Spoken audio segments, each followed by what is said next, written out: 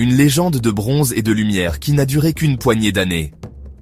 Une histoire de la démesure face au destin. Et la preuve que le trop grand est souvent voué à une fin tragique.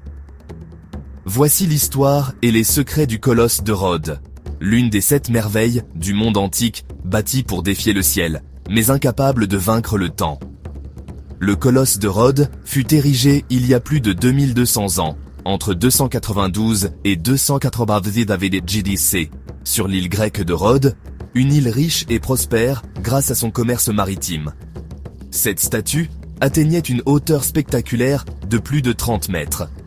Le colosse de Rhodes fut érigé pour célébrer une victoire chèrement acquise lors de l'héroïque résistance pendant le siège de Rhodes en 305 avec J.C. mené face à Démétrios Poliorcète, l'un des plus redoutables successeurs d'Alexandre le Grand.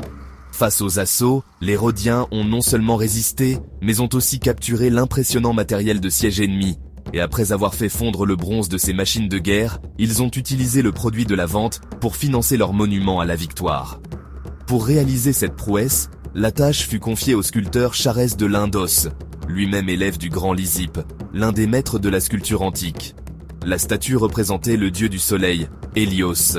Ce géant était de bronze, avec une structure interne faite de pierre et de fer, pour soutenir son poids colossal.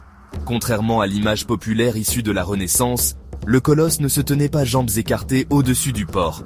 C'était techniquement impossible, car le bronze et le fer n'auraient jamais pu soutenir la structure, et aucune source antique ne confirme ce mythe.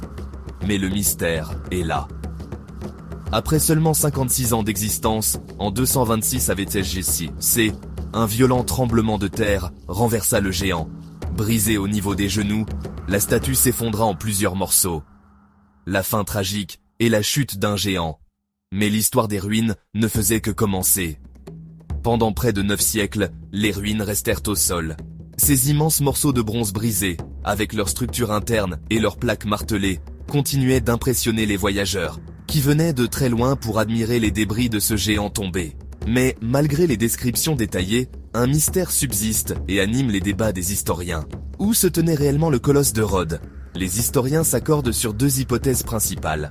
Soit le colosse dominait l'entrée du port, soit le colosse se dressait plus loin sur l'acropole de Rhodes, gardant les portes de la ville. Aujourd'hui encore, l'emplacement exact du colosse de Rhodes demeure l'un des plus grands mystères de l'Antiquité. Aujourd'hui, le géant de bronze a disparu, mais sa légende brève et éclatante plane toujours majestueusement sur l'île de Rhodes.